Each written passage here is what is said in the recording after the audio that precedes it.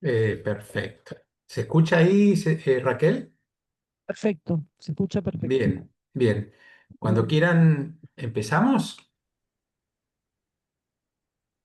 Sí, ya comenzamos. Bueno, 18:41. ¿Mm? perfecto, perfecto. No, solamente, a ver, buenas tardes a todos, a quienes no nos hemos saludado, pero bueno, hoy estamos cerrando la cuarta entrega de este seminario que recién hablábamos con Raquel. Quizá nació un poquito de casualidad y un poco con intenciones, pero en las jornadas de cambio climático. Y bueno, resultó esto. Casualmente la entrega de hoy es una especie de resumen de lo que hemos visto hasta ahora y creo que da un cierre interesante porque, bueno, los temas que se van a abordar en general son acordes a lo que vivimos los ingenieros. Así que queda en manos de Raquel, todo tuyo. Muchas gracias, Rubén. Muchas gracias. Bueno, muy buenas tardes. Eh, llegamos llegamos al último encuentro. Un mes escuchando a una abogada. Cada martes religiosamente. Esto es algo que valoro, pero especialmente. Así que, bueno, en el final les diré unas palabras en particular de mi experiencia con ustedes.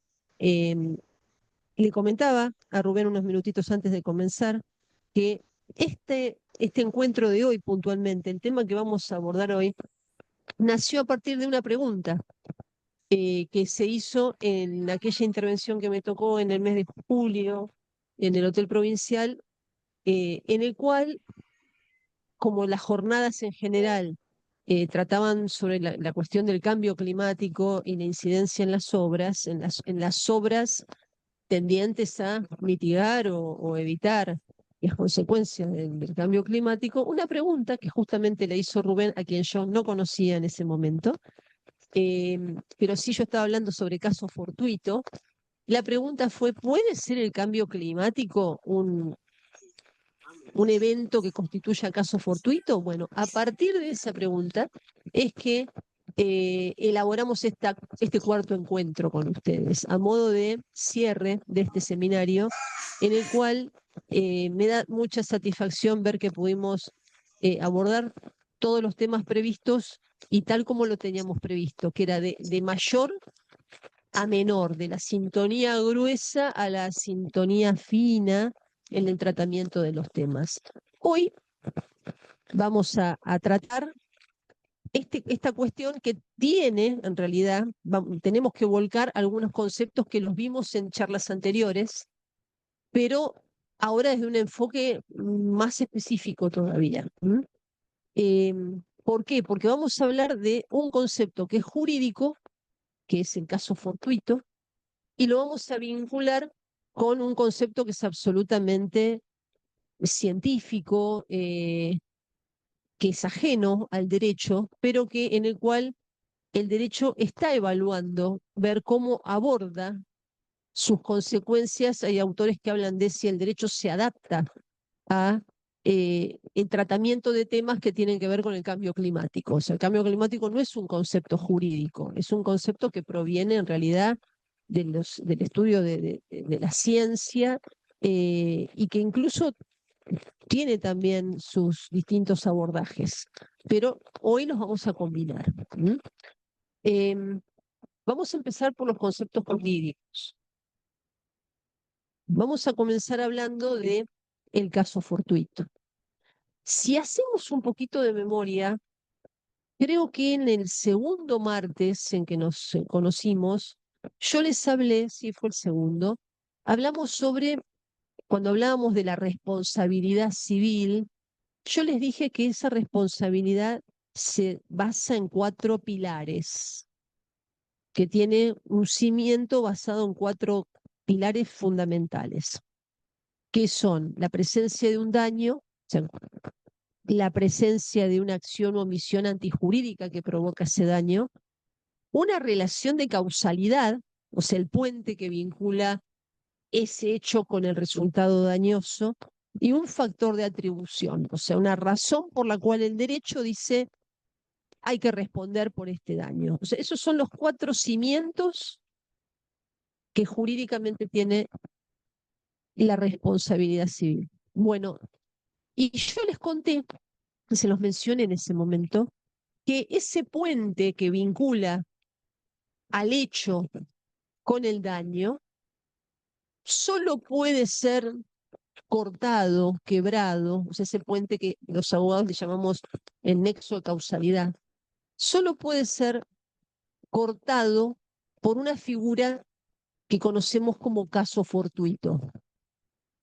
De eso vamos a hablar hoy, de qué es el caso fortuito.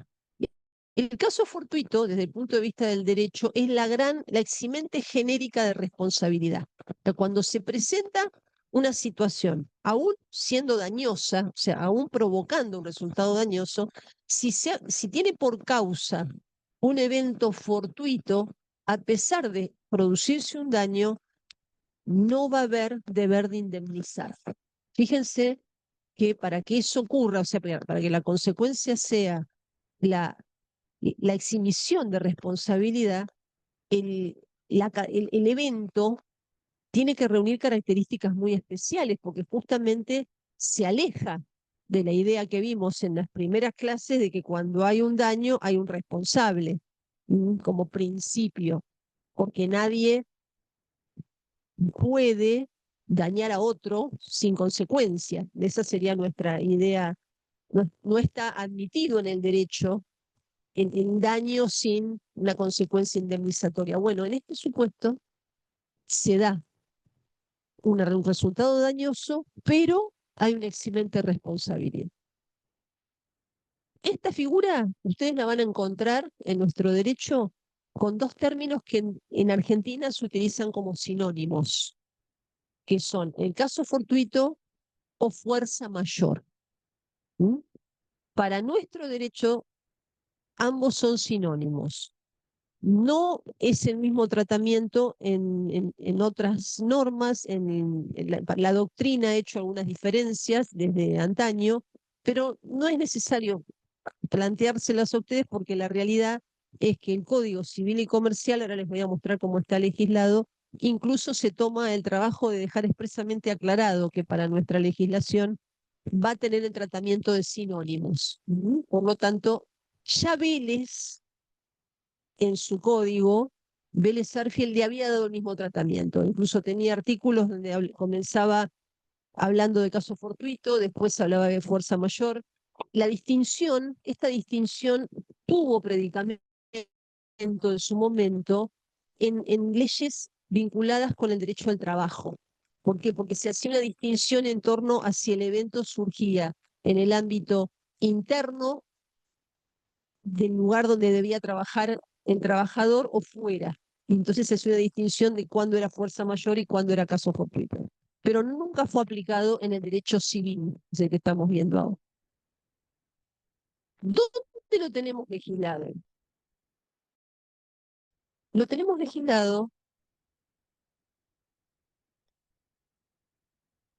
en el artículo 1730 del Código Civil y Comercial, que es el que hemos estado tratando en estos encuentros. Y lo define así. No ha habido grandes cambios con la definición, ¿eh? Hemos, en definitiva, tomado la definición que ya estaba en el Código de Veras. Se considera caso fortuito o fuerza mayor al hecho que no ha podido ser previsto o que habiendo sido previsto, no ha podido ser evitado. El caso fortuito o la fuerza mayor eximen de responsabilidad, excepto disposición en contrario. Este código emplea los términos caso fortuito y fuerza mayor como sinónimos. Les cambié los colores para que vean por qué. Porque en la primera parte tenemos básicamente la definición. En la segunda tenemos el efecto, la consecuencia. Y en la tercera, esto que les digo de la sinonimia. Como ven, el artículo usa la misma terminología para ambos. Aquí no hay duda.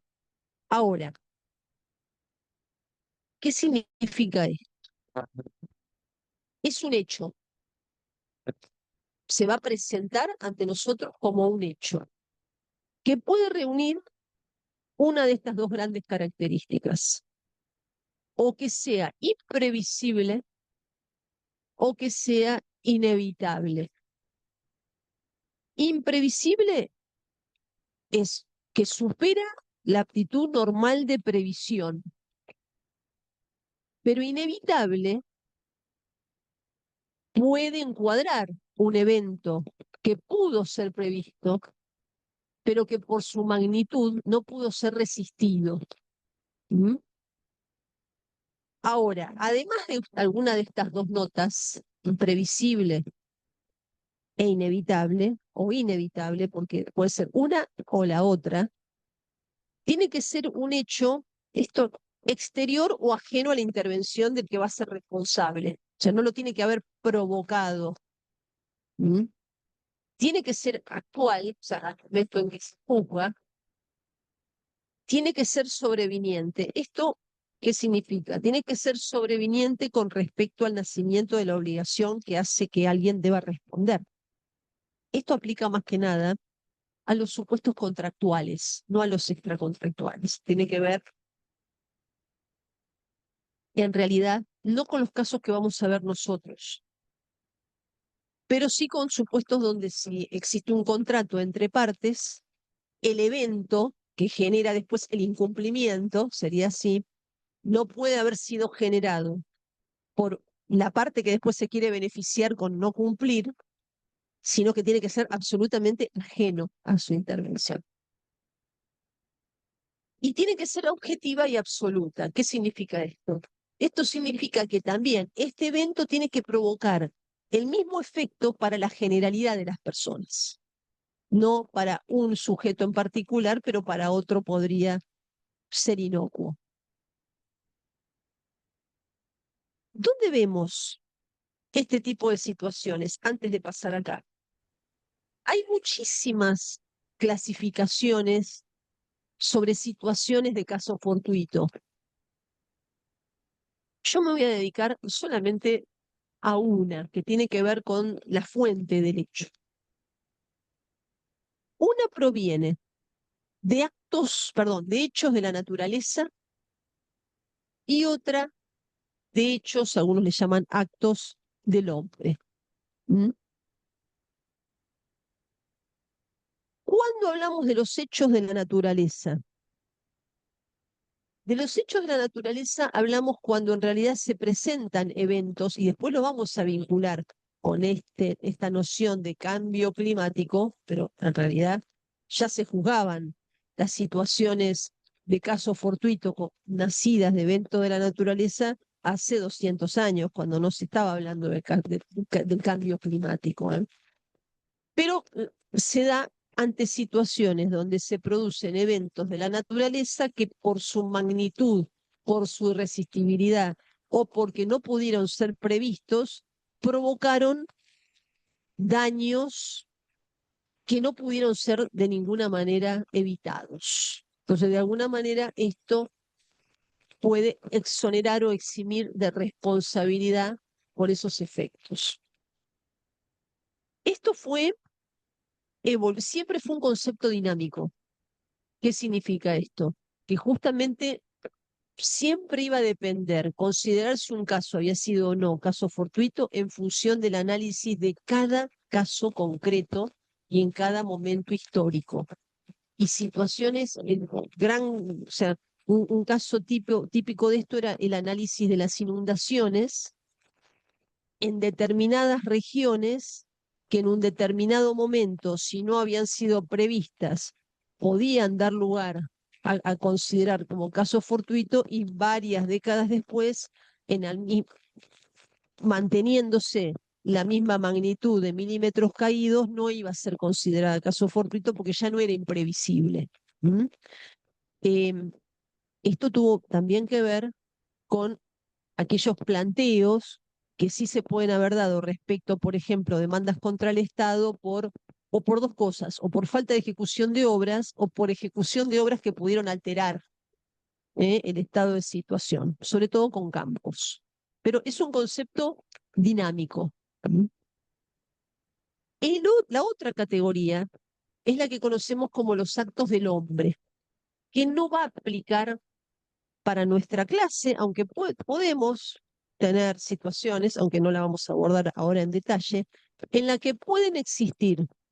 Esto en realidad viene o se ha desarrollado más con el derecho francés de hace ya de unos 150, 300 años, en los que se hablaba de los hechos del príncipe. Es cuando, a raíz de una decisión de la autoridad, se cambia el estado de situación que habilitaba hasta ese determinado momento, por ejemplo, la celebración de un contrato. Ese contrato, nacido con anterioridad, era perfectamente válido. Con posterioridad, ante el cambio gubernamental que rige las normas de ese contrato, alguna de las dos partes o las dos partes ya no pueden cumplirlo.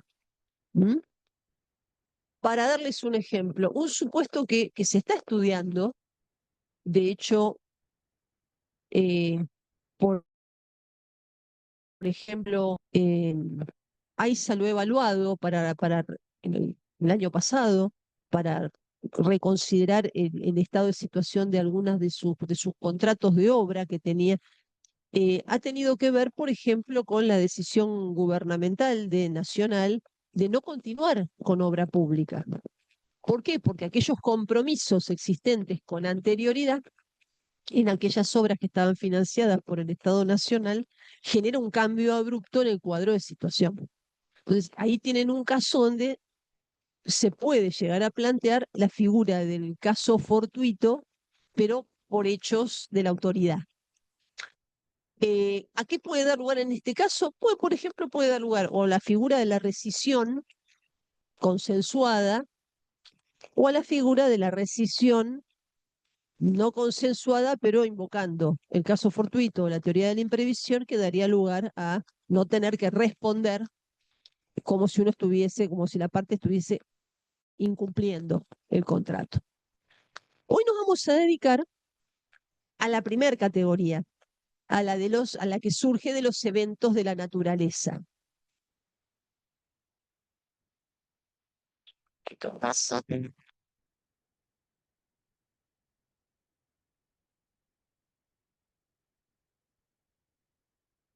En esta filmina, un poco ya resume lo que les fui adelantando. ¿Qué efecto produce el caso fortuito? Es una eximente de responsabilidad civil, es la eximente genérica. También en los libros de derecho, como viene del derecho romano, lo van a ver con el latinazgo casus. Cuando se dice casus, es el caso fortuito. Representa una causa que impide, exime de responsabilidad porque impide el cumplimiento. Es así, o sea, se presenta un evento fortuito que le impide el cumplimiento de las obligaciones. Por supuesto, como les anticipé, entonces no puede ser provocado por el deudor o por el responsable, porque si es provocado por el responsable ya no es ajeno, que no puede romper ese nexo de causalidad.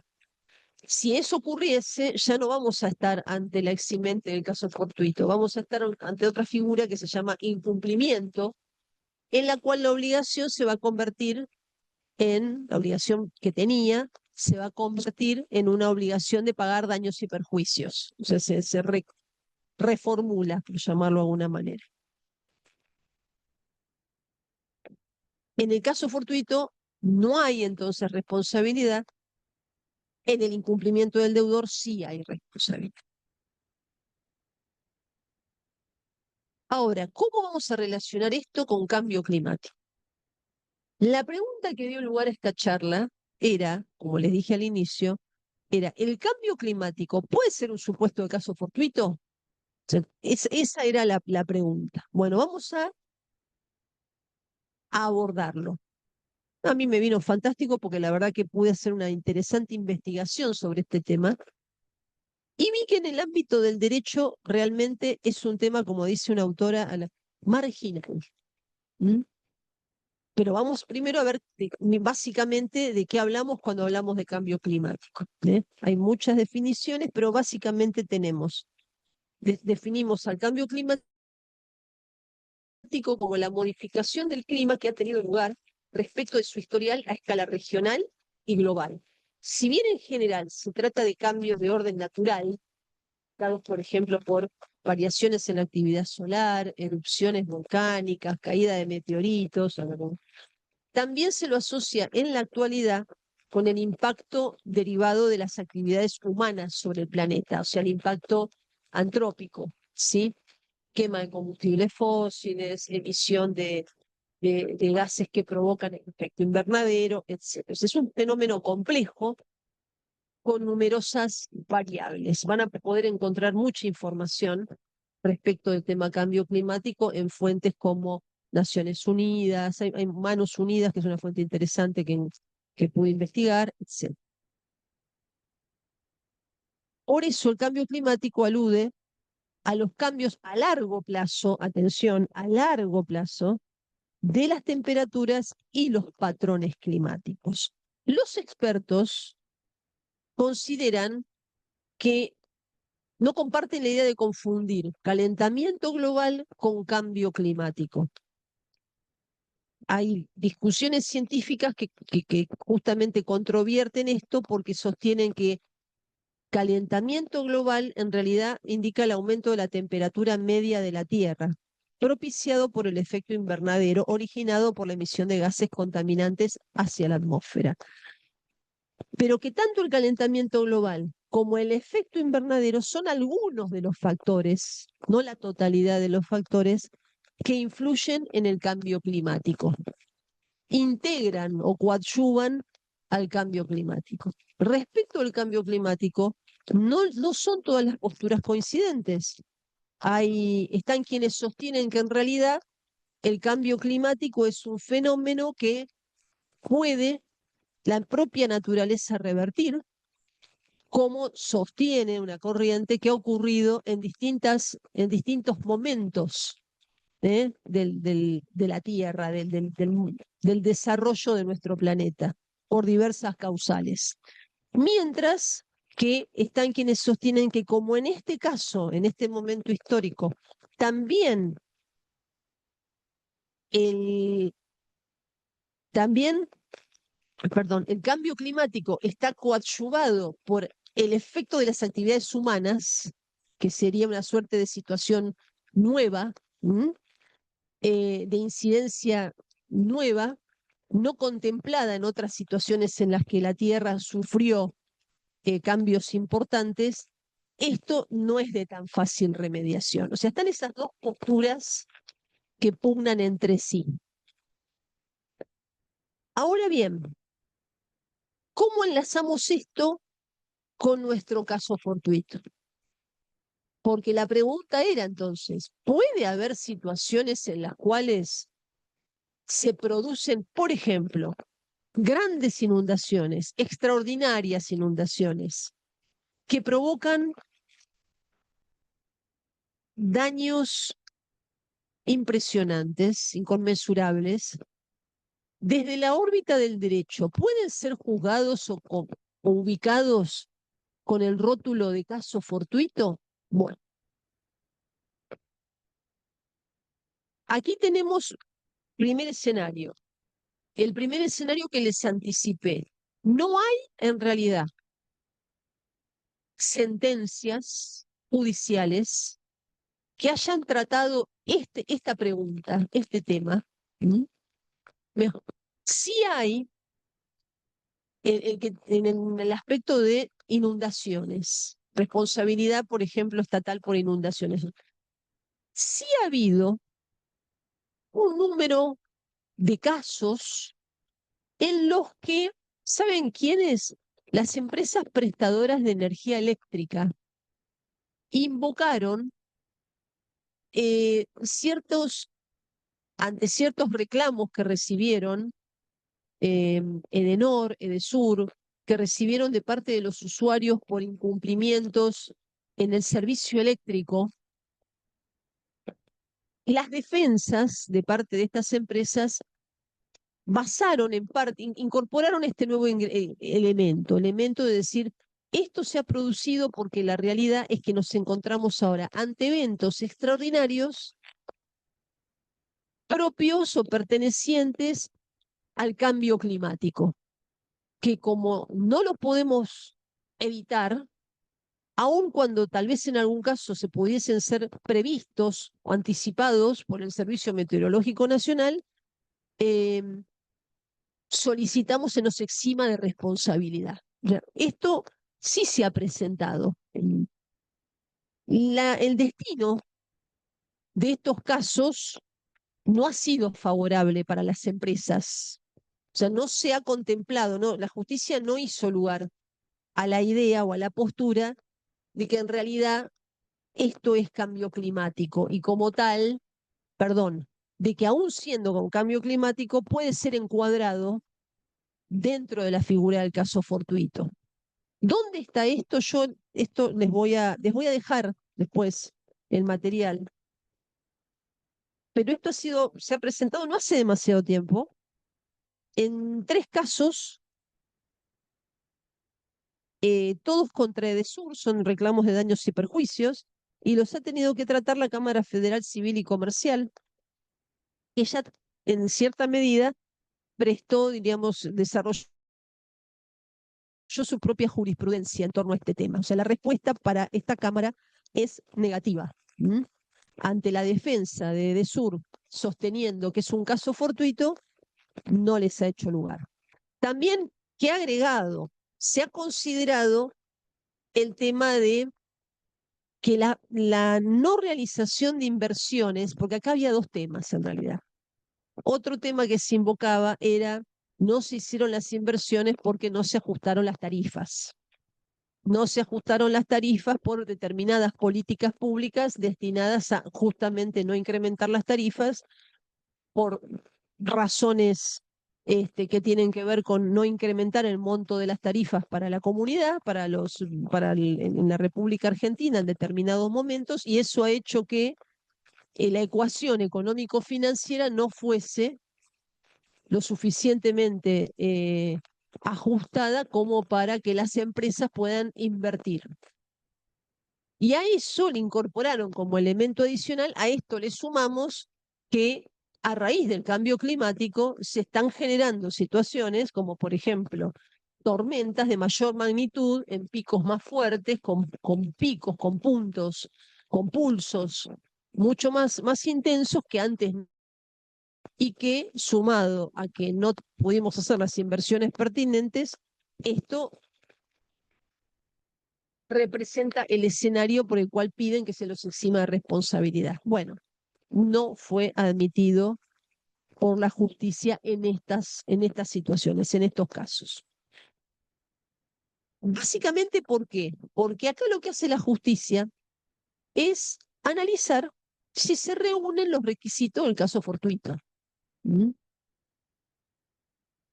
Pero a continuación vamos a ver qué ocurre con la otra situación, la de las inundaciones, fenómenos climáticos realmente de gran escala. ¿Qué ha ocurrido? Ha habido causas judiciales, eh, casi todas, o todas en realidad, han tenido por objeto el reclamo de daños y perjuicios, en realidad, ya sea patrimoniales como extrapatrimoniales, o sea, las personas han reclamado al Estado en los distintos estamentos, generalmente provinciales o en algún caso municipal, porque han perdido su propiedad. Ese sería el daño patrimonial, la pérdida de bienes materiales. ¿Sí? Em, y también por los bienes extrapatrimoniales, que básicamente es el daño moral. ¿Mm? Las angustias, los padecimientos sufridos a raíz de un evento que es traumático. Casi todas tienen este objetivo. Eh,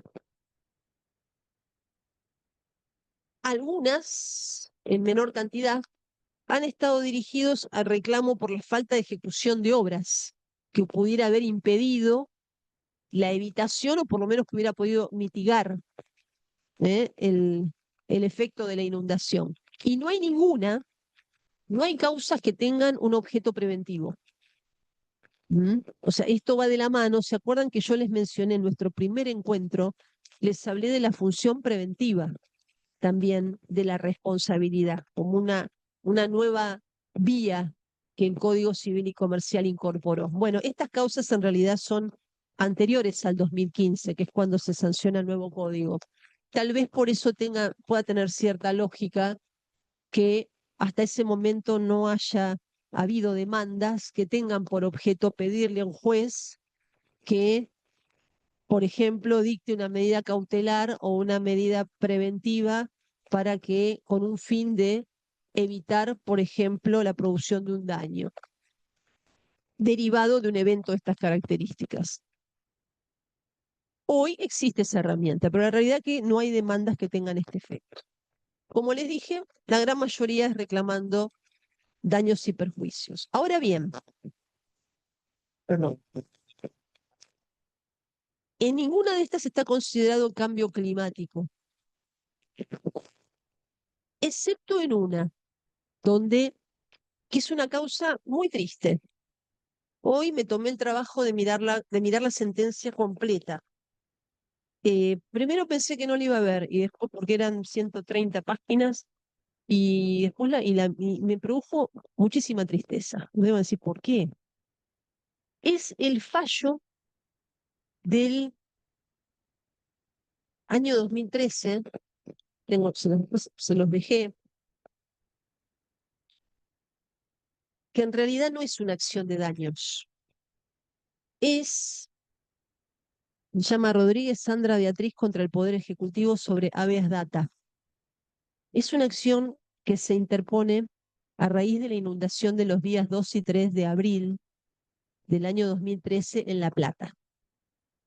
Y esta acción en realidad lo que buscaba era otra cosa. Lo que planteaba un colectivo de organizaciones, la Defensoría Oficial de Responsabilidad Juvenil, eh, personas particulares, como la señora Sandra Rodríguez, como la señora Marcia Cavalaro y otros, lo que plantearon y que después se acumuló todo en este expediente, era que se pudiese definir si todas las personas que estaban inscriptas en el registro como que habían fallecido a raíz de la inundación eran todas, o si algunos de sus deudos o conocidos que también habían fallecido a causa de la inundación. O sea, era la cuestión que tenía que ver con la información pública. ¿Y por qué les digo que es una causa muy triste? Porque para aquel que la quiera ver, después puede ver cómo en tiempo real, a qué apunta. Había 51, se los voy a decir con exactitud, entre un poquito más de 50 personas adjudicadas como fallecidas a raíz de la inundación. Pero después se incorporan, llega el número 80 y poco más, de casos uno a uno individualizados en el fallo, en el cual se indica qué situaciones se produjeron, qué vivencia pasó cada una de estas personas. Generalmente casi todas eran personas muy mayores, muchas que vivían solas, pero en todos los casos el juez concluyó que la muerte había tenido por causa la causación de la inundación. ¿Por qué? Les doy ejemplos. Porque la persona fue retirada de su casa, cuando volvió a su casa no tenía absolutamente nada. Hay dos casos donde las personas se suicidaron. Después hay varios casos donde las personas, producto de la angustia del impacto, a los pocos días o semanas sufrieron un infarto.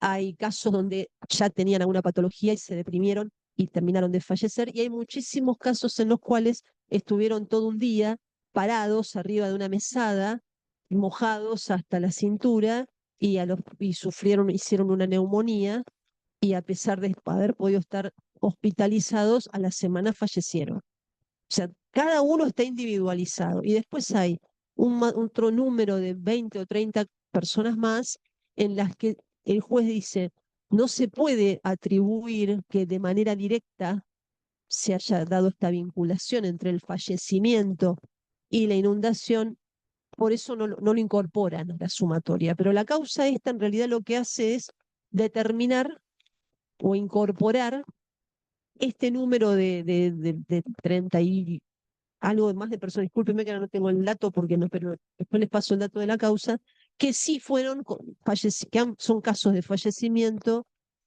derivados de la inundación del 2 y 3 de abril del 2013 en La Plata. Pero, como ven, no es un caso de daños, es un caso, diríamos, previo a una determinación de daños, pero en la parte preliminar de esta sentencia se aborda el tema del cambio climático. Refiere al cambio climático como una de las causas de las lluvias extraordinarias, pero lo hace a modo descriptivo. No usa el concepto para descartar responsabilidades. O sea, como justamente también no estaba planteado acá una atribución de responsabilidad, nadie estaba reclamando daños al Estado provincial, por ejemplo, eh, no lo puso al juez en esa situación de tener que evaluar si había caso fortuito como eximente de responsabilidad por el cambio climático. Pero lo que sí hace es describir el contexto y es muy interesante porque hace la descripción y aporta dos elementos. Un elemento que de alguna manera anticipa que a su criterio esto no era imprevisible, porque había estudios previos, y otro elemento que indica también la incidencia antrópica. Y creo que esto nos puede ser útil para la consideración de otros casos a futuro. Se los leo rápidamente y lo más sintético posible.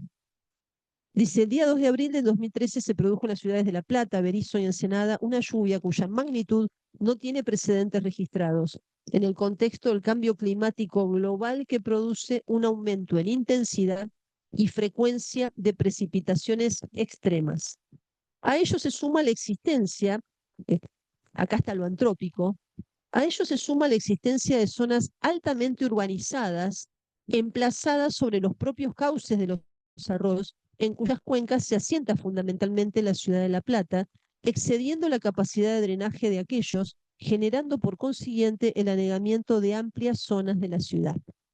En la región, la cuestión de los desastres naturales ha aparecido con fuerza en el debate público de los últimos años, pues efectivamente han ocurrido hechos originados en eventos climáticos que afectaron a la población y a la infraestructura con mayor intensidad. Sin embargo, dice el juez, el carácter catastrófico de un evento está dado por aspectos sociales y humanos o antrópicos y no por los fenómenos naturales, cuya significación en rigor radica en la medida en que un grupo social determinado sufre su impacto. Debemos poner el énfasis entonces en las estructuras sociales previas a la ocurrencia del fenómeno, cuyo entramado permitirá explicar las consecuencias catastróficas del mismo. De acuerdo con ello, y acá, no siempre un incremento de lluvias intensas se traduce en un aumento de caudales y por lo tanto en un incremento de los riesgos de inundaciones. Es aquí donde el factor humano entra en juego. Aspectos como los cambios en el uso del suelo, la urbanización desmedida, el diseño y la operación de la infraestructura hidráulica pueden hacer que lluvias intensas se conviertan en inundaciones de mayor o menor magnitud. La trágica inundación en la ciudad de La Plata desnudó el déficit de la planificación estratégica en el territorio, que se pone de manifiesto en las urbanizaciones ejecutadas de manera irresponsable, sin previsión de los impactos ambientales ni consideración alguna de las características naturales del territorio. Por otra parte, los daños sufridos por las inundaciones suelen ser el reflejo de la falta de estrategias de adaptación y mitigación frente a cambio climático, pese a los diversos trabajos e informes que se han divulgado al respecto. Acá ya había un trabajo que se llamaba El cambio climático en Argentina, elaborado en el año 2009, con la participación de organismos del gobierno nacional. Eso pone en crisis el tema de la imprevisibilidad. Detalla con más precisión, con más detalle, conceptos de este informe. Y después dice, en el caso de la región de La Plata, ya existía una alerta de la situación de riesgo hídrico a través del informe denominado Estudios hidrológicos hidráulicos ambientales en la cuenca del Arroyo del Gato, año 2007, del Departamento de Hidráulica de la Facultad de Ingeniería de la Universidad Nacional de La Plata, requerido por la propia Municipalidad de La Plata. Luego, con el antecedente de la inundación ocurrida en la ciudad de La Plata el 28 de febrero del 2008, se sancionó el decreto 486 del año 2008 por el cual se declaró el estado de emergencia hídrica de diversos partidos de la provincia, entre los cuales se encontraban La Plata, Berisso y Ensenada, para la realización de obras necesarias y la implementación de las acciones tendientes a la reparación de los daños producidos o que se produzcan como consecuencia de los fenómenos climáticos verificados en territorio provincial.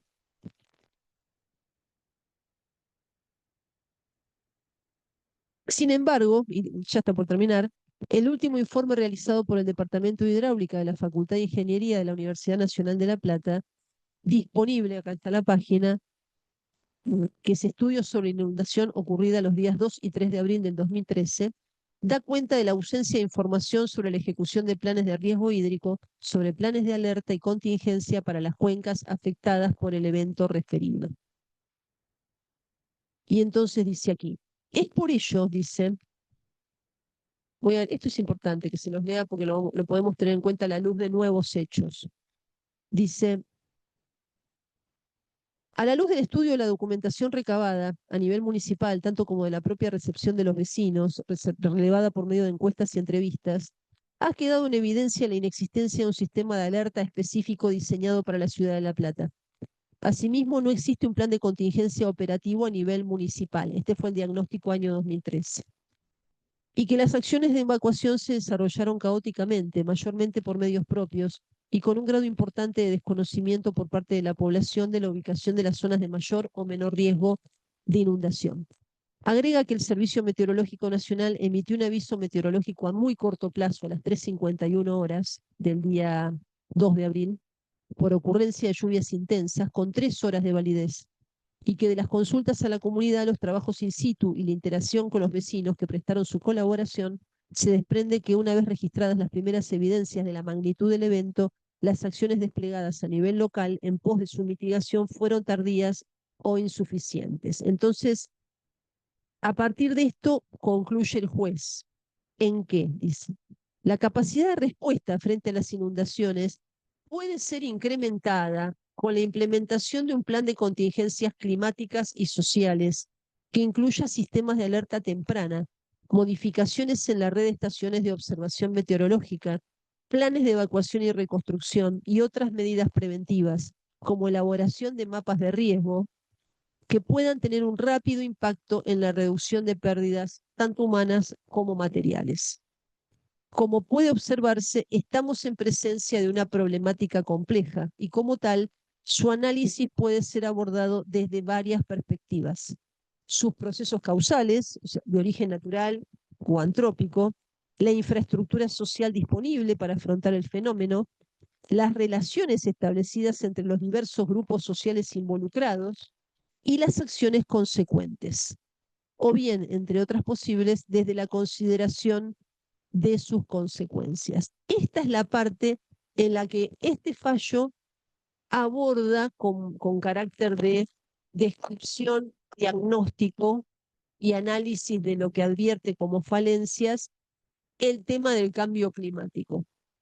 Pero no hay otras sentencias que hayan abordado este tema.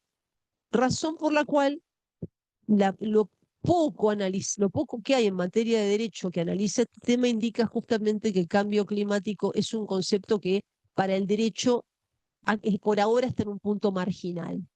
Esa es la palabra que toman en un trabajo muy interesante, es un grupo de investigación que ha abordado el tema de todas las sentencias, un grupo de investigación de la UBA, liderado por una profesora realmente muy prestigiosa, la doctora Aurora Besalú Parkinson, a quien tuve el honor de conocer, eh, que hace 2 años han estado trabajando en este tema en particular, ver qué decisiones judiciales han abordado el tema del cambio climático. Como vemos, son poquísimas.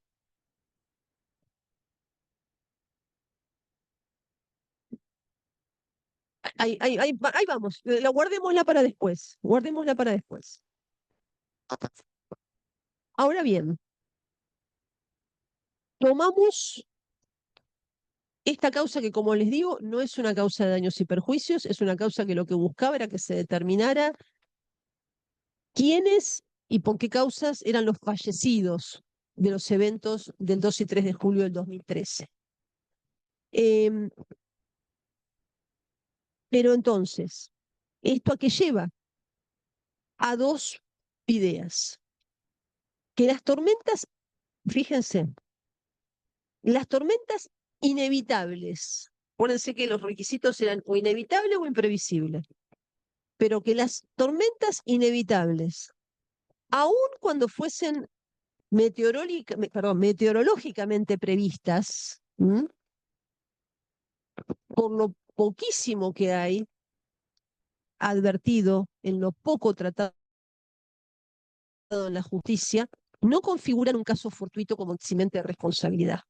Y que fíjense, la reiteración de eventos de esta naturaleza, o sea, invalida el argumento del caso fortuito, porque justamente eso siempre ocurrió con otros casos. En la medida que los eventos se van repitiendo, dejan de ser imprevisibles.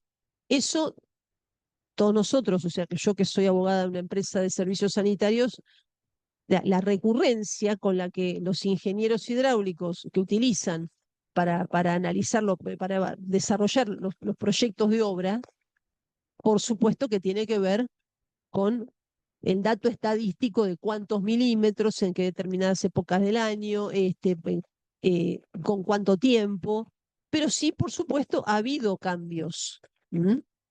Los mismos ingenieros hace muchos años me explicaban que la recurrencia podía estar en los 50 años y que después tuvieron que rápidamente bajarla a 20 y ahora evalúan a 10, porque justamente, efectivamente, hay incidencias en el efecto del cambio climático, ya sea por cuestiones naturales o con la incidencia también de la acción humana.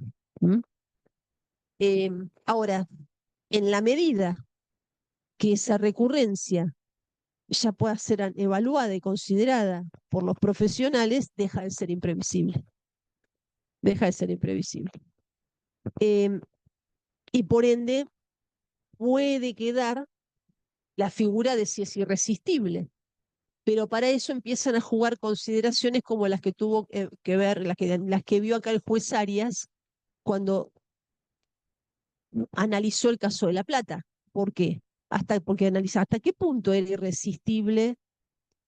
¿Podría haberse por lo menos mitigado el efecto perjudicial para las personas y para sus bienes si hubiese habido una alerta temprana eficaz?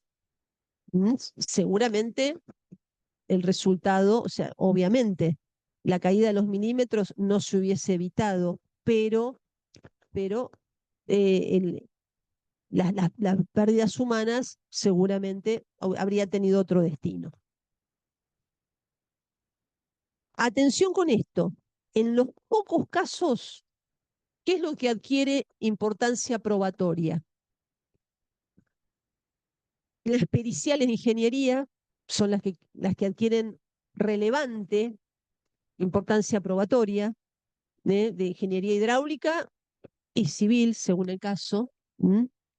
Seguramente se va a preguntar si las obras existentes eran suficientes, si había proyectos de obra, si a continuación en realidad lo que informa el Servicio Meteorológico Nacional.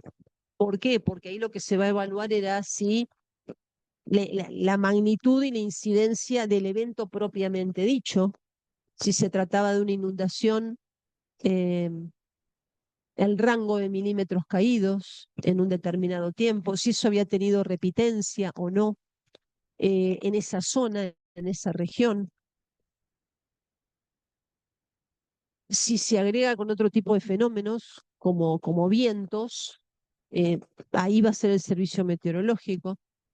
Defensa civil, los informes que pueda dar, que se le soliciten a defensa civil, ahí ya lo que va a responder va a tener que ver con la evacuación de las contingencias.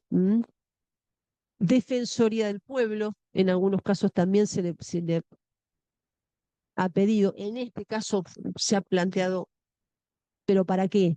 Porque justamente contaban con información respecto de situaciones que le había llegado a través de familiares que solicitaban ayuda o para identificar o para la búsqueda de personas desaparecidas. Universidades, universidades respecto a estudios técnicos, o estudios técnicos científicos de grupos de investigación o de grupos asignados que las universidades tienen, como estos que mencionaba acá la causa.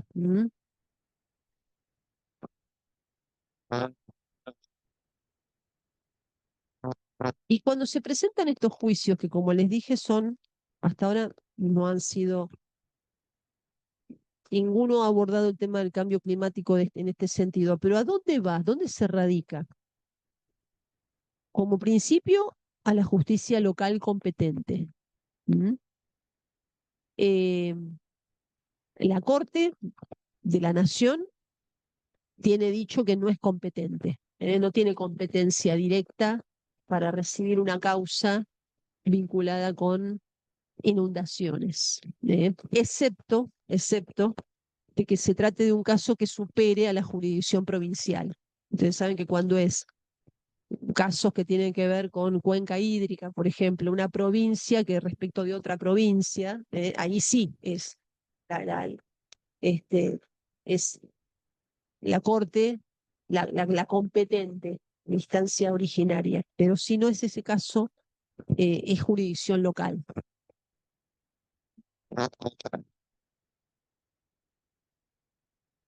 Y acá les voy a dejar, les queda acá, les digo, es muy fácil de encontrar.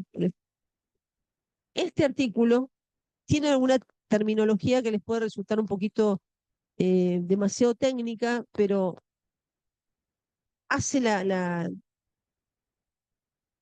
este artículo es el que aborda los resultados del grupo de investigación que les mencioné de la UBA respecto de el derecho como instrumento de adaptación al cambio climático. Y el otro trabajo, que también el autor es un integrante de ese grupo de investigación, es el que analiza el tema de las causas que les mencioné en primer lugar, que tiene que ver con las causas contra Edesur. ¿Mm? Eh, y básicamente él también comparte de que en realidad no están dadas las condiciones o los requisitos del caso fortuito. O sea, el agregarle, diríamos, a no hacer las inversiones porque no se contó con los recursos, porque no hubo un ajuste tarifario, sumándole que el clima cambió y no responde a las características del caso fortuito, que tiene que ser un evento extraordinario e imprevisible y, y además irresistible. Y les dejo, aunque es muy extensa, por eso les puse acá, esta parte que yo les leí, está en las páginas fojas 9 a 11. Y la causa Rodríguez Sandredi contra Poder Ejecutivo sobre habeas data, que es una causa del Juzgado Contencioso 1 de La Plata. La sentencia puntualmente, el 25 de marzo del 2014. Si lo buscan así, lo encuentran fácil. Si no lo llegan a encontrar y les interesa, avísenme que les mando el PDF y ya tienen a dónde encontrar puntualmente esto. Después todo lo demás es la reseña de esto que les conté, de cada uno de los casos de las personas afectadas por este evento. Bien, hoy es más concreto. Por lo tanto, lo que vamos a hacer, vamos a usar este tiempo para dos cosas. Em, para preguntas, por supuesto. Después para ver si alguien tiene ganas de compartir lo que habíamos charlado la semana pasada respecto de la consigna, cómo esperan o cómo desearían que el derecho pueda darles un aporte a su vida cotidiana. Y después hacemos el cierre triunfal de nuestro seminario. ¿Mm? Vamos a ver si hay preguntas. Acuérdense de anotarlas, yo me voy a fijar, o si Rubén tiene en el chat, puede ver, que lo puedo No cerrar. tengo habilitado. Ahí me escuchás, Raquel. Perfecto, te escucho. Raquel, te propongo algo. ¿Me puedes cerrar acá? ¿Me escuchás? Sí, sí, te escucho perfecto. No sé qué cantidad de gente hay ahí in situ, Ya te pero digo, 8 personas. ¿te parece muy engorroso si le damos posibilidades a aquellos que están online para preguntar, hacerlo con el micrófono, digamos, levantando la mano y preguntando y, bueno, Por su- deshabilitándolo el micrófono, ¿no? por supuesto, si se puede, ¿Sí? genial. Me parece bárbaro. Sí, sí, sí. Porque por ahí es más directo, quizás. Y Es más bueno, directo, es que es más directo. bien. Sí, sí, Ahí, usted maneje nomás. Yo bueno, mientras tomo un poquito si de agua. Si empezamos con Sandra Massetti, que ahí levantó la mano, y Rubén, sí, te yo escucho. quería hacer una primera consulta y eh, yo he visto desde lo que sería la ingeniería en alimentos, te quería consultar que, o sea, hay un aspecto de lo que sería la seguridad alimentaria que está relacionado a lo que es la defensa alimentaria. O sea, que dentro de una industria, eh, proteger al producto de que alguien intencionalmente quiera generar daño. Exactamente, un sabotaje o por alguna cuestión eh, que, o sea, ¿en qué caso, o sea, o qué eximiría de responsabilidad en ese sentido si alguien logra hacer el daño intencional en la planta y los aspectos tenidos en cuenta, tanto por el titular como por el codirector sanitario de la empresa, no fueron suficientes como para eh, evitar esa cuestión. En la estructura del caso fortuito es común para todas las situaciones. Por lo tanto, uno la podría analizar en el ejemplo que vos planteás. ¿Por qué? Porque, por ejemplo, una empresa que elabora alimentos, un laboratorio que tiene protocolos para elaborar medicamentos o fármacos, eh, en la medida que tiene que llevar adelante toda una serie de programas, protocolos, cuidados para evitar toda alteración, ahí volvemos a la pregunta de la semana pasada. ¿Ante qué está? ¿Ante una obligación de medios o de resultados? No lo estoy pensando por el profesional, lo estoy pensando desde la órbita de la empresa. Si los riesgos han sido contemplados o mínimamente previstos, dejan de ser imprevisibles, porque si han sido mínimamente contemplados o previstos y se han establecido protocolos para evitar ¿eh? que aparezca la afectación, o sea, que venga un tercero y lo contamine, o que entre una sustancia por defecto de filtrado o de estanqueidad. Entonces, ahí hay una suerte desde lo jurídico de un deber de garantía. Ese deber de garantía es un deber objetivo, es un factor de atribución objetivo. Eh, Debería aparecer como un elemento que pudiese plantear como eximente una circunstancia que sea tan extraordinaria que haya escapado a la posibilidad de previsión en esos protocolos. pero, o sea, debería aparecer un cisne negro. ¿Mm? Pero si no, porque acá, por ejemplo, lo estamos planteando respecto de daños que puede provocar a terceros. Usemos el caso, por ejemplo, de un fármaco adulterado. O sea, o sea, que ocurriese si se adulteró porque un empleado infiel en la línea de producción hizo tal cosa. Bueno, eso ante el tercero no libera responsabilidad. Debió, o sea, porque justamente es el factor de atribución es la garantía legal, que va más allá de ahora. Si me estoy arrojando una idea loca, pero a veces estos ejemplos son, si tuviésemos que dentro de unos años nos traen un material, la gente de la NASA de Marte, que hay ideas, y trae algún tipo de bacteria o virus que provoca tal efecto, eso realmente es algo que escapa a la media de los protocolos de protección. Hay que tomar siempre en cuenta estas variables. Extraordinario, imprevisible o irresistible, pero ajeno a la intervención en este caso, de donde proviene el perjuicio, la causa fuente, le decimos nosotros, ¿sí? Este, y sobreviniente el nacimiento de las obligaciones. Ya casi estamos hablando de una empresa que produce alimentos, todo lo posterior a la generación de la actividad es sobreviniente. ¿Mm? Más o menos respondo a tu consulta. Genial, genial. Bueno, a Sandra. Sí, mi consulta, buenas tardes a todos primero. Buenas Eh, tardes. no, la consulta con respecto a la exhibición por causa fortuita.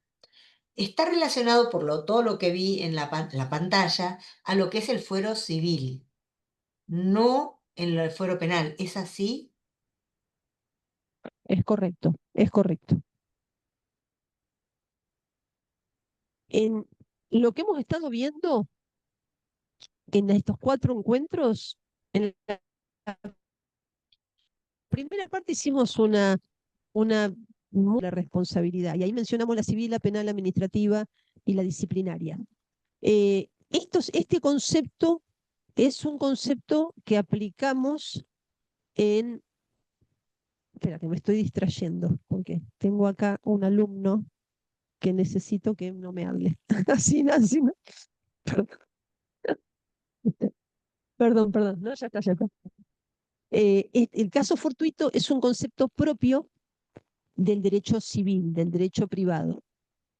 ¿Cómo opera en el derecho penal? ¿Qué pasa en el derecho penal? Y vale la pena refrescarlo. En el derecho penal lo que hay son imputaciones subjetivas, o sea, a personas humanas. Siempre tengan en cuenta esto, a personas humanas, imputaciones subjetivas, pero que tiene que encuadrar la conducta, tanto como acción o como omisión, en un tipo penal. ¿Qué es el tipo penal? El tipo penal es lo que conocemos comúnmente como los delitos. ¿Sí? ¿Por qué? Porque el Código Penal lo que busca es sancionar conductas y cómo las define. Define en función de cuál es el bien jurídico que el Estado quiere proteger. ¿Eh? Entonces, el bien jurídico puede ser la vida, la salud, la propiedad. Entonces vamos a tener el delito de lesiones respecto de la vida, la integridad física de una persona, el delito de homicidio también respecto de ese mismo bien, ¿sí? La salud pública,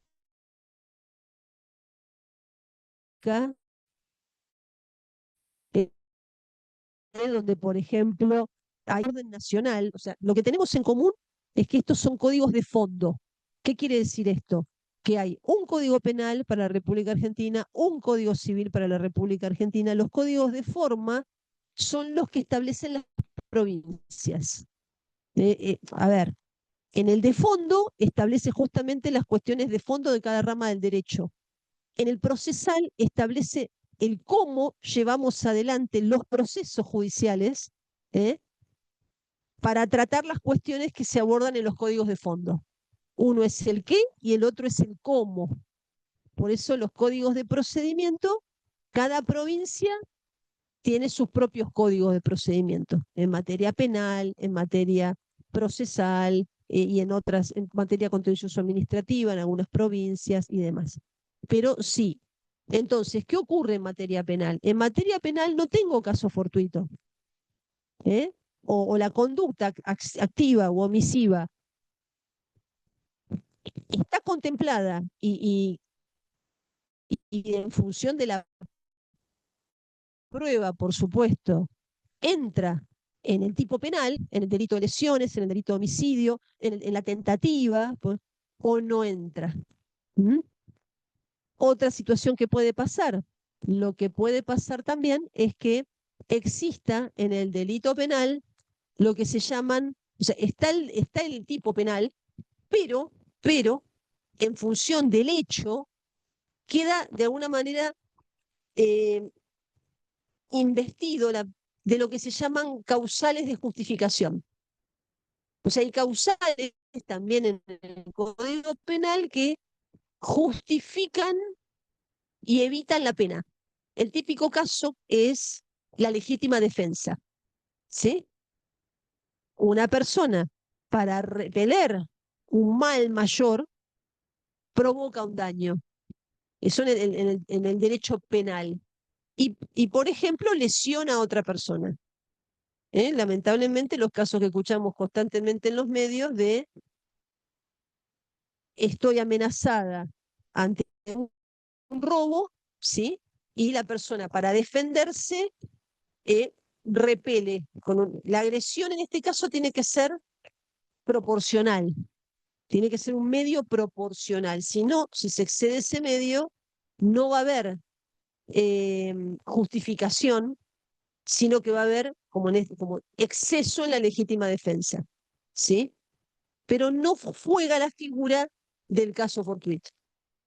¿Por qué no juega? Porque en realidad, si bien no es impeditivo, esto lo mencionamos en la primera clase, creo, podría hacerse un reclamo por daños y perjuicios ante el juzgado penal, ante el mismo juez, la misma causa en la que se tramita el juzgamiento de un delito penal. Podría. En cuyo caso el juez va a evaluar si se presenta alguna situación del Código Civil. Pero básicamente lo que va a evaluar es si se presentan las condiciones para poder determinar la indemnización de daños y perjuicios. No es habitual. ¿Por qué no se hace habitualmente? No es común que los abogados, le doy un caso muy habitual, muy común para nosotros. Un cliente nos viene a ver porque sufre un daño en el tránsito, ¿sí? Un accidente vial. ¿Qué puede ocurrir? Que tal vez por la magnitud del impacto también conlleva a que se presentó la policía en el lugar, ¿sí? E inició el sumario policial. Es muy habitual. Y se formó un IPP. ¿Qué es un IPP? Una investigación penal preparatoria. O sea, tenemos por un lado, me viene a ver el cliente por un reclamo de daños ante quien lo embistió, pero en paralelo hay una causa penal, que generalmente es por lesiones. Podría, no impide a la parte afectada, si continúa la causa por lesiones y prospera y hay una imputación con una condena penal, no impide a la parte afectada pedirle al juez penal que también determine los daños. ¿Por qué no es habitual que los abogados no lo hagamos? ¿Por qué no lo hacemos en general? Porque entendemos que hay una valoración diferente en la determinación de los daños del juez penal respecto al juez civil. Diferente y que puede llegar a ser menor. Entonces, ¿qué es lo que se hace? Se inicia un proceso civil y en el proceso civil se pide la determinación de los daños y se menciona y se ofrece como prueba la causa penal, que generalmente se va a utilizar para la prueba del hecho dañoso. ¿Eh? Pero sí, está bien la pregunta. No tenemos caso fortuito en el juzgamiento de las situaciones en la órbita penal, ¿sí? Gracias. No, por favor.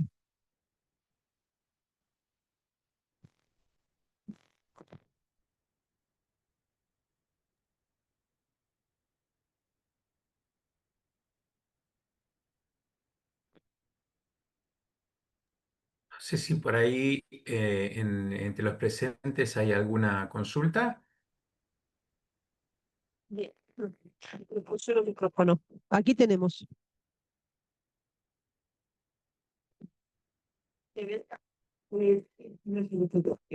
Tengo anotado algo que me interesa por lo que estoy tratando en la municipalidad. Me interesa mucho que me disfruten. Yo estoy en un área que fiscaliza, en realidad, en un área que se llama Departamento de Electromecánica. Dentro del Departamento de Electromecánica, a ese área le tocó, porque, bueno, pasaba la gestión de habilitación de estructura soporte de antenas de telecomunicación. La la estructura en sí es una estructura pasiva, porque es una estructura que soporta elementos irradiantes. Esos elementos se llaman celdas, microceldas para las telecomunicaciones. Para la vida cotidiana de nosotros convivimos con ellas. Este equipo se comunica con una antena, esa antena la responde y gracias a ella nosotros comunicamos. Pero hace un tiempo la Organización Mundial de la Salud va advirtiendo de que los niveles de radiación y de frecuencia pueden llegar a traer consecuencias en la salud humana. Con lo cual hay un debate científico sobre eso, ya hay gente preocupada y principalmente vecinos en los cuales viven cercanos a torres de telecomunicación, en terrazas de edificios o que van al frente de las viviendas. Entonces, yo, más que nada, en conclusión con esto, estoy tratando de hacer una analogía con respecto a lo que usted acaba de exponer sobre la recurrencia de eventos climáticos. Esto podría ser el caso de que usted me pueda conectar esto con el principio precautorio, que es a lo que va esta cuestión y a lo que refiere la el poco derecho ambiental que se ha redactado sobre el tema, para yo tener algún abordaje por si algún vecino me hace la consulta, que ya lo hemos tenido, y los municipios no son órganos de contralor o de fiscalización de los niveles de reducción que emiten las antenas de telecomunicación, sino que hoy el contralor o la fiscalización lo tiene un órgano, una zona región en la internacional de comunicación, que se ha perdido un poco el rastro, tenía el patrullaje o la medición en distintos puntos en torno de las asistencias. Así que yo le voy a pedir que usted me diga si el principio precautorio aplicaría en el caso de que lo delegue en un momento, porque en este momento, en realidad, en la jurisdicción es de la OPDS, pero disuelta, porque fue derogada el organismo, y tenía justamente el contralor o el control ambiental de la emisión de radiaciones y de los parámetros de los niveles de radiación en distintos puntos, en distintas ciudades. Bueno, se ha perdido un poco el control de esos niveles de emisión y bueno, esto genera algunas inquietudes en algunos vecinos, principalmente los que tienen antenas cerca y conviven con esta tecnología. La definición, si usted me resume el principio precautorio aplicado sobre este tema, esta tecnología.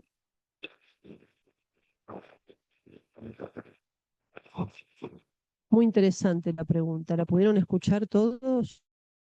Intuyo que sí.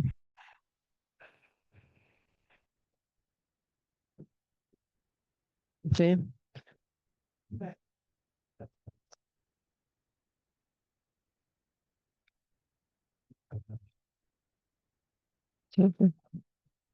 Acá hay una cuestión, hay un concepto que yo les sugiero, si llego a encontrar cualquier cosa, pues me deja su correo y le busco, pero hay un concepto que abarca este tipo de situaciones, un concepto jurídico que ya tiene sus décadas, que se llama riesgos del desarrollo. En realidad, este tipo de situaciones jurídicamente han sido abordadas por la doctrina francesa, si mal no recuerdo, puntual, eh, por una autora que se llama Geneviève Binet, riesgos del desarrollo. O sea, eh, las culturas y los países se desarrollan a partir de los avances de la ciencia y de la técnica y se presentan situaciones en las cuales se desconoce inicialmente los efectos de ese desarrollo. Y ese desarrollo posiblemente, no es seguro, posiblemente muchas décadas después pueda de alguna manera ser manifestado en justamente qué tipo de perjuicios puede producir. Produce muchísimos avances, claro, pero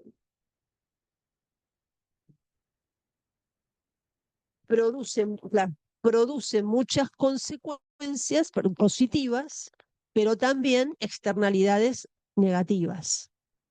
Entre ellas, eh,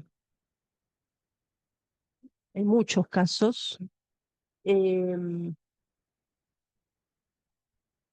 un momento, pero ahora tengo la duda si efectivamente fue un caso de riesgo de desarrollo, un caso que tuvo que ver con un determinado fármaco, con la talidomida, pero en cierta medida sí, de una medicación que se prescribía en un momento en señoras que estaban embarazadas y tiempo después esto provocó un daño en los bebés que nacían concretamente, con un daño fetal serio.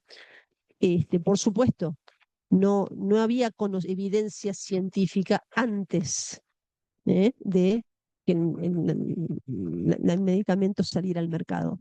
Pero después, independientemente de este caso, que no lo quiero dar como el caso de las antenas, podría ser un caso claro de riesgo del desarrollo.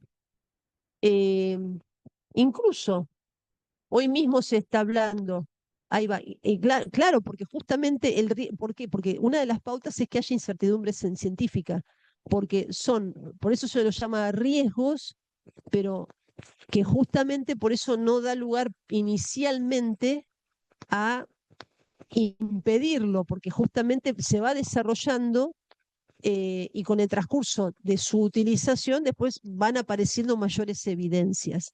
El principio, vamos a hablar respecto de todos, porque recién el colega hablaba del principio precautorio. El principio precautorio es un principio propio del derecho ambiental. Es uno de los varios principios que, por ejemplo, tenemos instaurados, reconocidos en la Ley General del Ambiente. La Ley General del Ambiente, también conocida como la Ley de Presupuestos Mínimos, es una ley nacional, ¿m?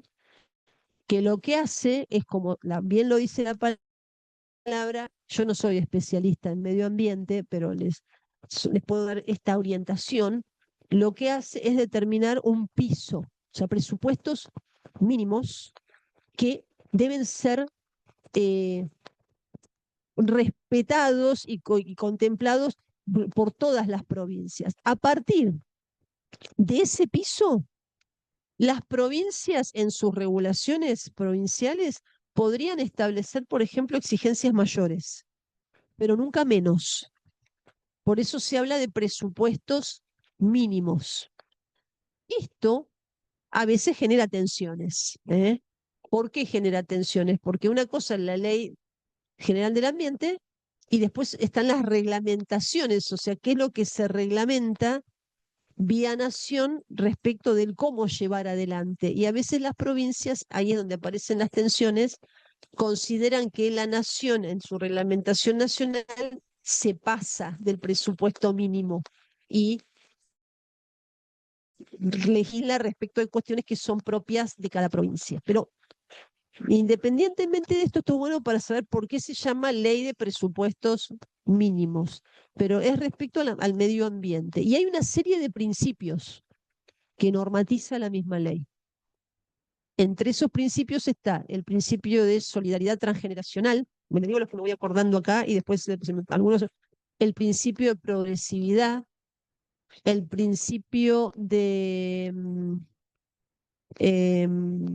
ay, sí, me fue el que me mencionó recién usted, el principio precautorio. eh, claro, exacto. Por ejemplo, el principio, hay varios más. El principio de solidaridad transgeneracional lo que plantea, exacto, y puede no haber, pero no hay evidencia concluyente de daño. Exacto. Es así, claro. Porque ellos si no, no me escuchan. Claro. Está también, pero ya la idea la tienen todos, no hay problema, no hay problema. El principio precautorio lo que básicamente sostiene es que no puede no realizarse acciones sobre la base o la contemplación de la idea de que no hay prueba científica contundente o, o una cuestión de costos. O sea, ninguna de las dos condiciones puede ser excusa, diríamos, para que no se tomen las medidas tendientes a la prevención de situaciones que pudiesen dar lugar a daños.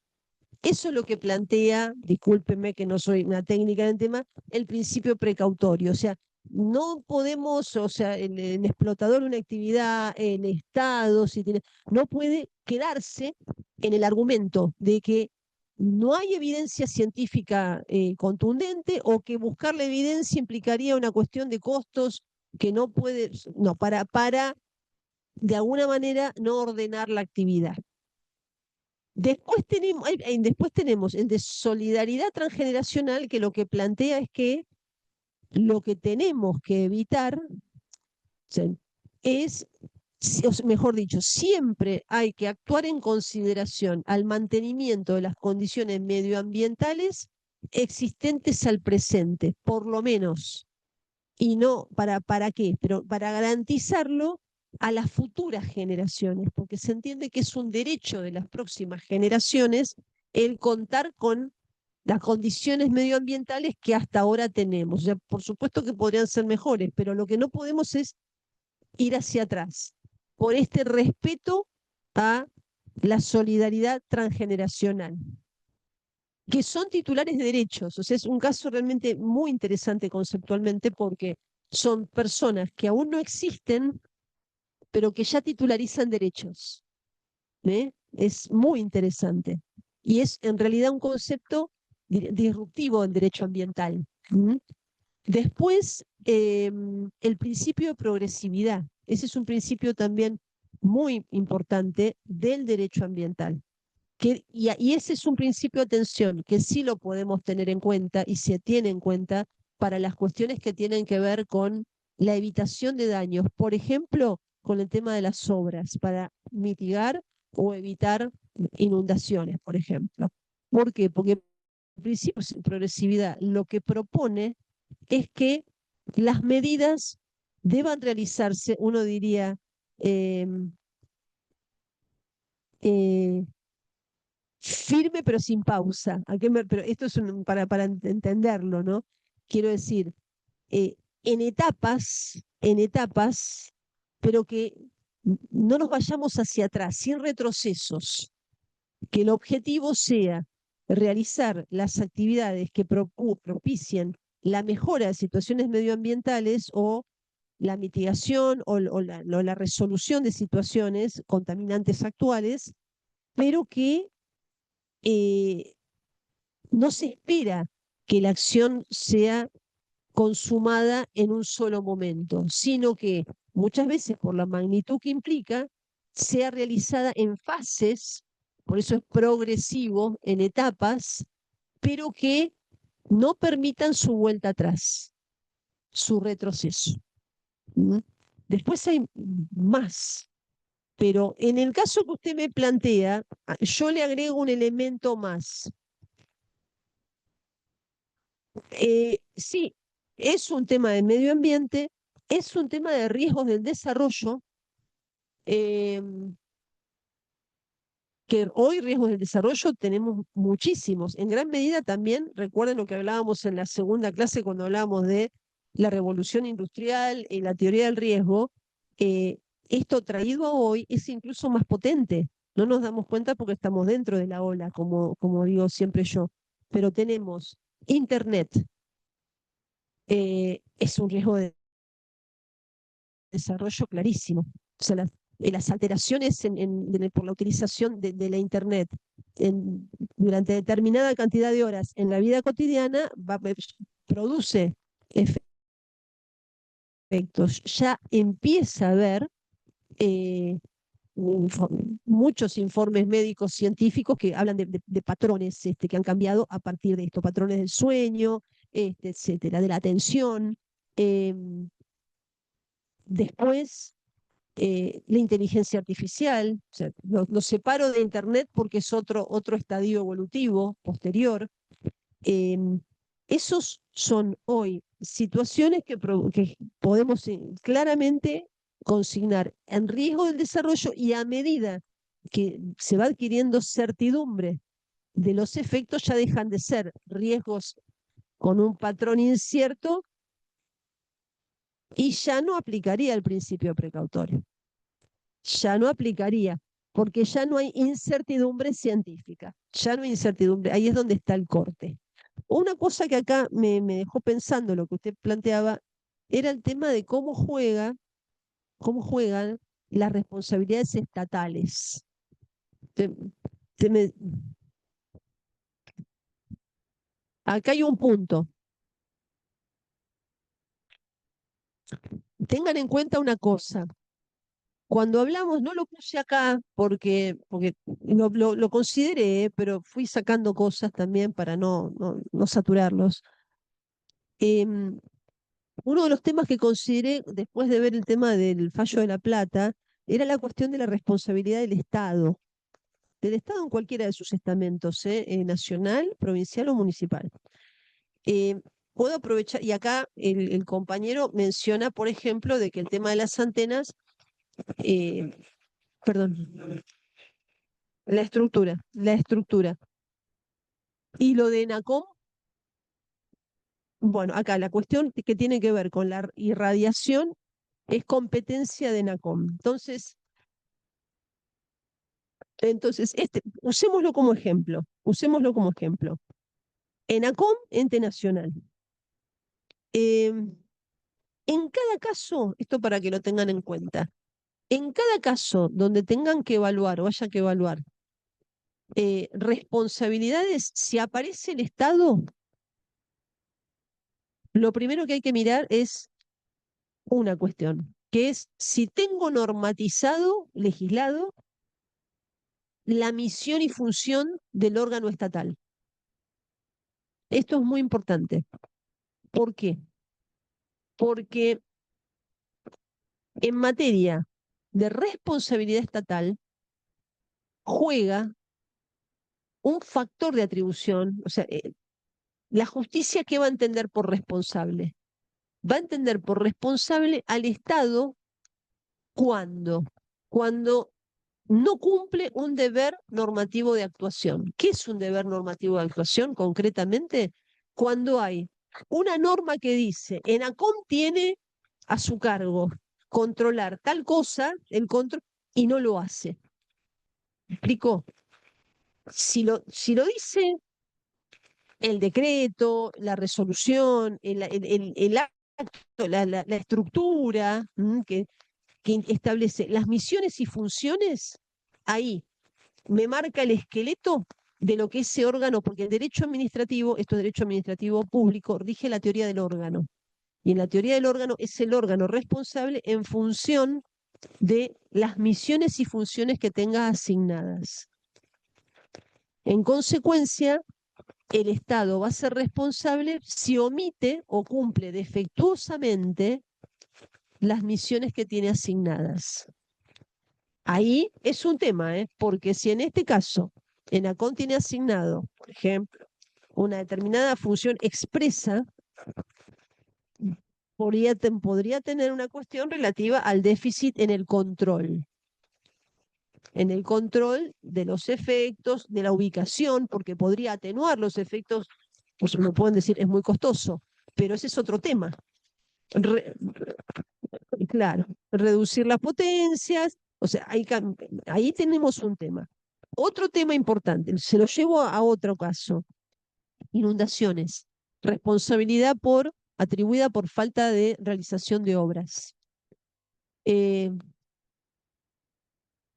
Nosotros hemos tenido que trabajar en un caso puntual en el cual se discutió el tema, la causa no está cerrada todavía, por eso no les puedo, pero donde en realidad eh, desde la órbita de la legislación vigente al momento que se produjo la inundación, la competencia, que es en términos jurídicos, para decir, bueno, ¿quién es el órgano que tiene que llevar adelante esto? La competencia, de acuerdo a las normas provinciales que teníamos en rigor, era de la provincia de Buenos Aires. En el caso en el que nos ha tocado intervenir, que no está resuelto todavía, la justicia en la instancia actual entendió que la provincia de Buenos Aires no era competente por esta cuestión de la no ejecución de obras. Pero sí evalúo otros temas que tienen que ver, por ejemplo, me hacía acordar este aspecto del juicio de La Plata, el tema de las alertas tempranas, el tema de las limpiezas de los sumideros, el tema de que se lo atribuyó al municipio. El caso está en otra instancia, así que dentro de unos años seguramente veremos qué resuelve la Corte. En lo que tiene que ver, por ejemplo, con la empresa que yo represento, quedamos liberados de responsabilidad porque entendieron que no había habido, y ahí es donde no había habido incumplimiento alguno a los deberes normativos de actuación que establece el estatuto, en este caso de obras sanitarias Mar del Plata municipal, que establece hasta dónde llegaban las obligaciones. Pero en cada caso hay que mirar eso. ¿Por qué? Porque esto es responsabilidad del Estado. Y el Estado tiene un régimen especial de responsabilidad, que se basa en esto que les digo. Tiene que haber falta de servicio. Para que haya falta de servicio, tengo que tener una norma que me diga hasta dónde yo tengo que actuar, ¿sí? Si no, no se presume hasta dónde tengo que actuar y tiene que aparecer entonces el déficit de actuación. Les doy otro ejemplo. Tal vez ustedes no estén en el tema porque no tienen por qué estarlo. Recientemente, hace muy poquitos días, la provincia de Buenos Aires, a través del organismo provincial ADA, la Autoridad del Agua, emitió una resolución muy interesante en la cual, no la tengo acá, pero plantea, y se lo notifica a todos los municipios, plantea que todo proyecto que se lleve adelante o que se presente para ser realizado y que de alguna manera afecte directa o indirectamente a la ribera marítima, previamente tiene que ser enviado y pasar por la autorización de la provincia a través de la autoridad del agua. Y es correcto, o sea, diremos, es positiva la novedad. ¿Por qué? Porque la competencia que se la da el Código de Aguas es provincial. Y si a raíz, en muchos casos, de la distancia, de que no, Mar del Plata puede ser un lugar donde haya una dependencia, pero en otros lugares no, Entonces, esta situación de que las resoluciones se dictan en La Plata muchas veces conspiran contra la eficacia del sistema porque eh, los temas llegan a los municipios. Eh, pero la competencia legal es de la provincia de Buenos Aires. Entonces, no ejercerla la pone en falta la provincia. Lo estoy haciendo un comparativo con esto que usted me está contando.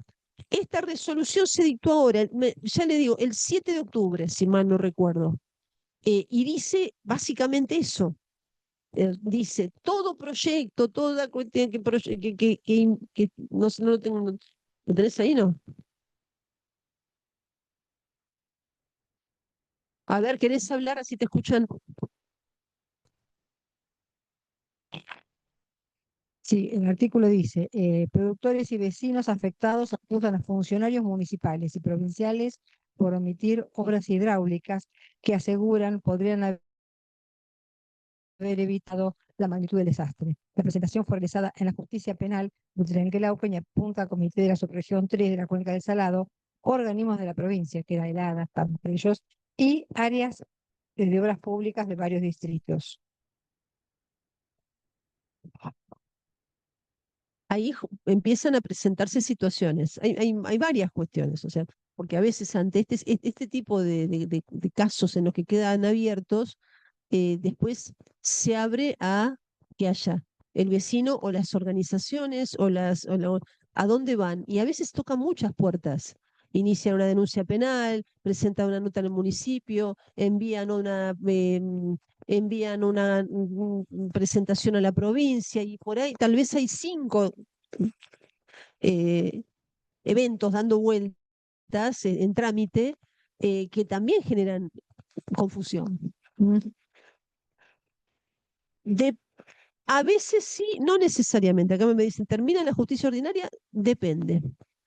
A veces sí, otras veces termina la justicia penal, en una fiscalía penal, por ejemplo, por el delito de no sé, contaminación.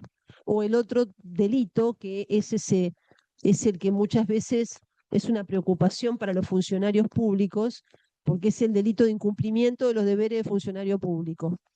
Es tan amplio, yo no soy penalista, pero es tan amplio su encuadre que muchas veces las denuncias ingresan con esa atribución. Y después, eh, según el caso, puede haber esa denuncia en trámite, una presentación municipal en trámite, etcétera. ¿Mm? ¿Más preguntitas? Bueno, entonces ahora, no, y de mis compañeros que están en el chat. Bueno, ¿quién me va a contar entonces? Yo no me olvido.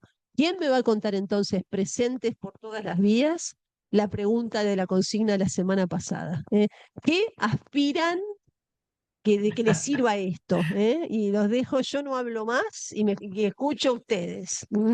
¿Para qué aspiran que esto les pueda ser, si quieren, útil, si no, no, pero no tenerle miedo, etcétera? A ver, ahora los escucho yo a ustedes, al que quieran. Bueno, si querés, empiezo, doy la patada inicial, cosa de que sea un Dale, da la patada disparador para el inicial. resto. Rompe el hielo, rompe el hielo. Bueno, bueno, en principio, bueno, nosotros los ingenieros lamentablemente no estamos formados preponderantemente con conceptos jurídicos y medio como que nos vamos haciendo al andar, ¿no?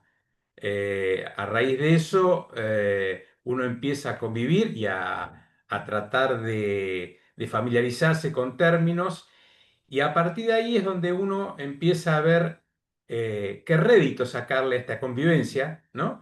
En principio, lo que yo veo es nuestra tarea de ingenieros hace que desarrollemos acciones a futuro. En general, planificamos, proyectamos y las herramientas que nos brinda el derecho nos permite generar o visualizar a futuro potenciales riesgos y, bueno, estrategias, ¿no? Al margen de eso. Otra de las cosas que he visto es que nos hace tomar conciencia de lo que es nuestra responsabilidad como profesionales y a la vez nos hace visualizar las consecuencias que pueden generar nuestros actos. Entonces, a partir de ahí, el concepto de evaluar los riesgos legales y, bueno, estar dentro de un marco que en cierta forma nos ordena, es una forma mucho más previsible de tener cierta garantía en cuanto a nuestros trabajos, ¿no? Más o menos eso es lo que más o menos estaba mirando. ¿No? Muy bien, excelente. ¿Alguien más que nos quiera dar su experiencia? Raquel, ¿se podrá dejar de compartir ¿Se podría? pantalla? Sí, a ver, si alguien me ayuda, con todo gusto. Sí, yo también me gustaría. A ver, a ver. Ahí vamos, Pablo, ¿eh?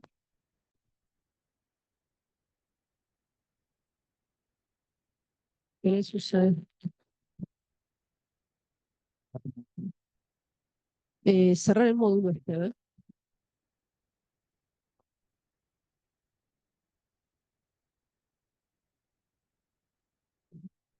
Ahí estamos o aparece, supuestamente. Sí, ahí está. Bien, Bien, ahí nos vemos mejor.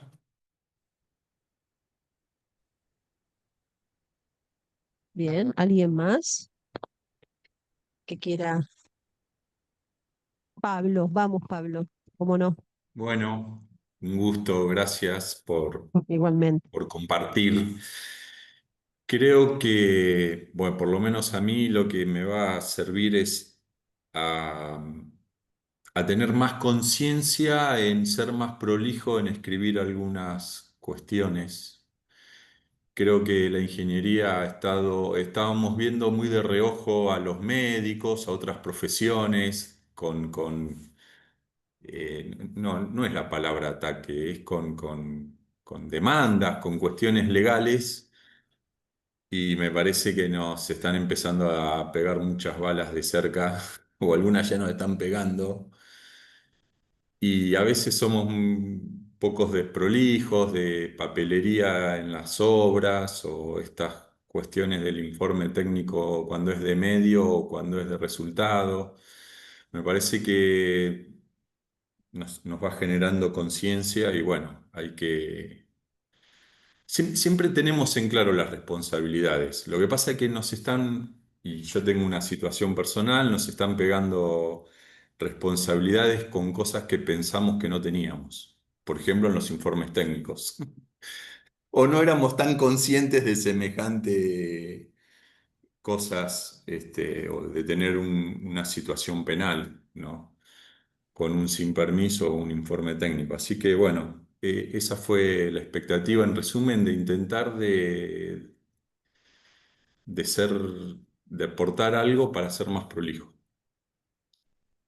Perfecto, perfecto. Ricardo,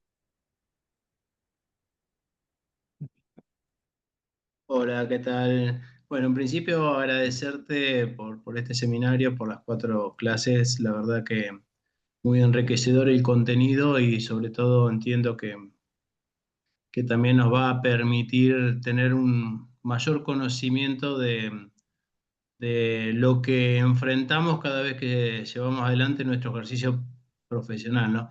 Yo lo que vi, sobre todo en la clase anterior, ¿no?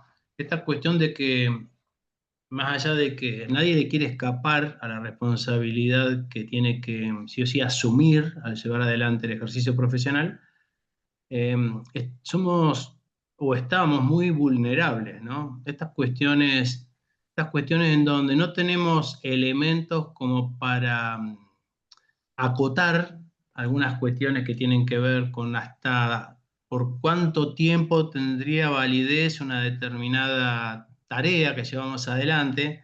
Y esto hasta sorprende, ¿no? Porque en cualquier otro tipo de contrato, esto se podría de alguna manera resolver entre las partes o convenir entre las partes.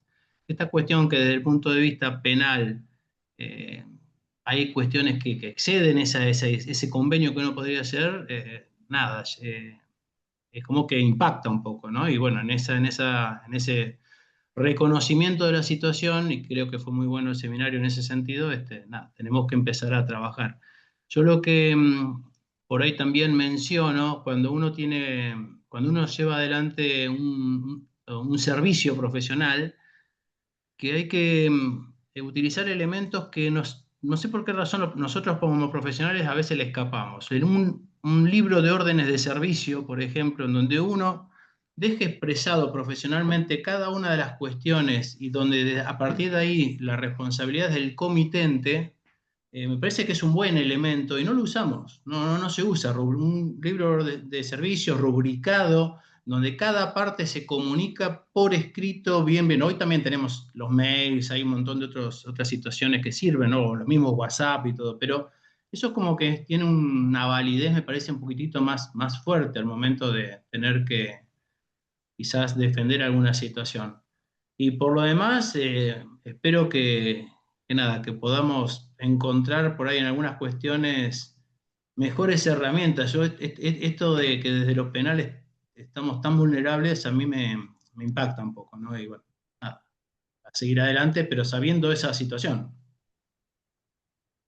Me parece súper útil e interesante lo que plantean todos, y fíjense cómo esto es una infidencia para todos. Yo hace 28 años que soy agua sanitaria de Mar del Plata. Y en el inicio, les voy a reconocer una cosa, eh, no me resultó nada fácil trabajar los primeros años, ¿no? Con los ingenieros en particular, que es una empresa que tiene muchos ingenieros. ¿Por qué? Porque es como que hablamos dos lenguajes diferentes. Pero después, con el transcurso de muchos años, la verdad que terminamos desarrollando una relación eh, sumamente importante, casi simbiótica, les digo, con el mundo de los ingenieros, con algunos de ellos, uno que ya se jubiló hace muy poquito, al que quiero mucho, Luis Mérida, eh, eh, que digo, vos tenías un profundo, no digo casi desprecio por la carrera del derecho. Y terminamos uno viendo la mirada del otro, pero ¿por qué?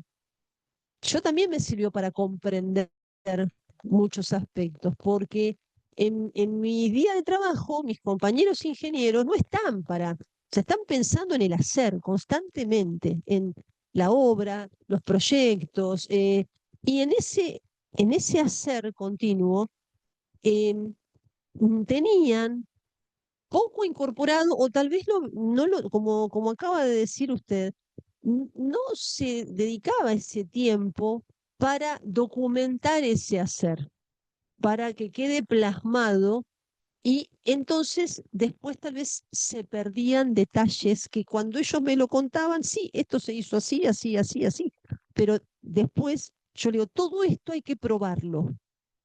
¿Para qué? Para poder demostrárselo ante quién.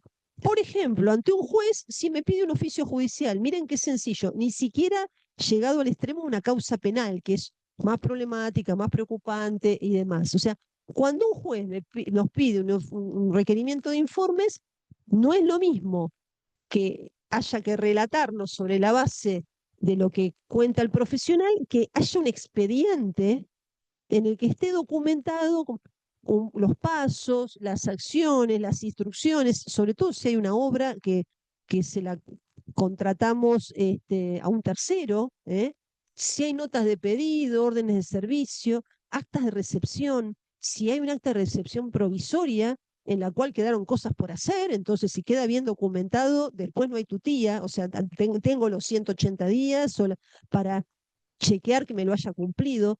Y eso fue tan gratificante ver que a lo largo de estos 27, 28 años hemos podido desarrollar este tipo de valoraciones mutuas que, que realmente yo, si las puedo trasladar al resto, lo hago con mucho gusto porque viví la experiencia de lo que hemos pasado con nuestros compañeros algunos gerentes, otros no, de obras sanitarias, en las que, claro, en la gran mayoría los profesionales son de la ingeniería.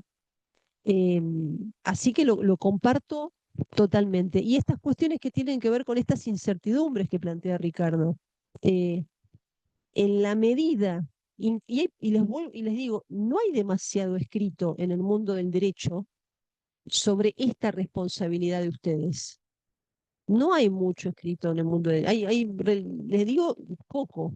Entonces, eso también contribuye a que el momento de que y hay muchísimo de la responsabilidad médica, hay un poco de la responsabilidad de los notarios, hay bastante de la responsabilidad de los abogados, o sea, los que llevan el primer puesto es la responsabilidad de los médicos, en cuanto a doctrina y jurisprudencia. Pero respecto de la ingeniería, hay poco. Y eso le da también poca herramienta, por ejemplo, a la justicia cuando quiere valerse de influencia para ver qué es lo que hay, qué opiniones prestigiosas puede haber en relación a ciertos temas. ¿Mm? ¿Alguien más? Es todo un acto ya de valentía. 2031, la verdad que, a ver, de los presentes, ¿alguien? Así, ¿no? Bueno, entonces vamos a hacer una cosa que parece una pavada, pero estos actos que nos han llevado estos 4 encuentros, lo hemos pasado muy bien, hemos aprendido mucho. Para mí ha sido un placer, un privilegio y les agradezco de corazón, les agradezco profundamente la oportunidad, que me hayan dado esta oportunidad de conocerlos y de poder transmitirles esto y trabajar con ustedes. Un verdadero placer, me pone muy contenta terminar este semestre del año con esta actividad con ustedes. Así que lo vamos a terminar con un aplauso. De todos. Los que están ahí también.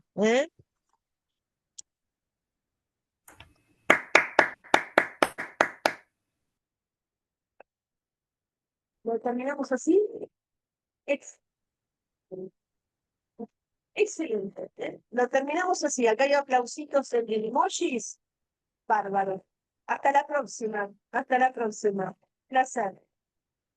Gracias, Raquel, Bueno, nos Raquel, vemos. sí, muchísimas gracias, muchísimas Un gusto gracias. conocerte. Que sigamos teniendo oportunidades de compartir. Chao, Cecilia.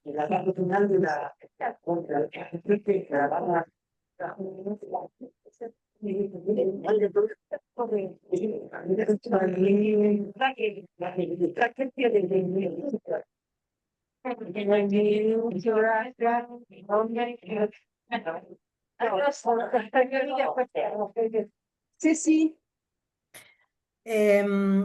Me quedó expresar mucho agradecimiento por esta posibilidad de encontrarnos. Creo que lo que nos ayuda es ponerle palabra de forma colectiva, porque como decíamos, como varios expresaron, tenemos conocimiento de resoluciones de leyes con las que trabajamos permanentemente en nuestro ejercicio, pero tener conciencia del alcance en nuestro ejercicio profesional, creo que es difícil dimensionarlo y en la medida en que hablamos en conjunto y nos encontramos para estas cuestiones, creo que vamos tomando real dimensión. Y por lo menos en mi parte es lo que me pasa, ¿no? Pensar que, bueno, que no estoy exenta de una causa y que, bueno, y lo que espero, que no lo dije cuando estaban todos los demás, que la justicia nos respalde, que nos dé elementos, que no estemos tan solos para seguir ejerciendo nuestra profesión, que nos gusta, pero que, bueno, que no hemos generado suficiente conciencia en cómo cuidarnos. Ujú. Pero bueno, creo que esto nos sirve, o por lo menos lo que venimos hablando con Rubén y con varios, que da como el puntapié inicial para seguir hablando de estas cosas. Gracias, Cecilia. Excelente. A Muchísimas vos. gracias. Muchísimas Gracias a gracias. todos. Bien. Eso, Bueno, gracias a todos. realmente un gustazo. Un Muchas gustazo, gracias. un Muchas gustazo. gracias. Y gracias a todos los que han participado. Hay más comentarios en el chat que los podrás ver, Raquel. Todos muy lindos, de Sí. agradecimiento. nos piden que compartamos las grabaciones. Sí, Yo, Cecilia, mañana te voy a mandar, si para el que le interese, el Power, no, sí, sí, no es un Power, el PDF del fallo de La Plata. Es muy bien, largo, pero así bien. tienen las páginas, te lo mando para Ujú, que vos se los puedas compartir. perfecto, Y sí, sí, y el material lo tienen todo acá, pero también te voy a mandar el cuarto módulo, así lo tenés y vos también bien, lo distribuís, ¿sí? sí, Mañana sí, tempranito sí, te lo mando. perfecto, bien. ¿Mm? Bueno, Y Raquel, bueno, muchísimas Bueno, gracias. nos Seguimos mantendremos en en, contacto, sí, ¿sí? bueno, después ya le suerte, daremos Raquel. cierre a las cuestiones, digamos, logísticas. Eh, Muchísimas gracias, sí. Gracias. Bueno, Nos les Chao, queda nos mando un vemos, beso. pendiente gracias. la cena, ¿sí? Nos queda pendiente. La Nos queda cena, pendiente. algún día van a venir a Mar del Plata, Sí, imagino, sí, ¿eh? sí, sí, sí, Sí, sí, sí, Mm, sí. sí, ya en breve, Bueno, ya en bárbaro. breve. ¿Cómo Chao, no? nos vemos. Un Bueno, beso. Un gusto, un un gusto. beso. Gracias. Gracias.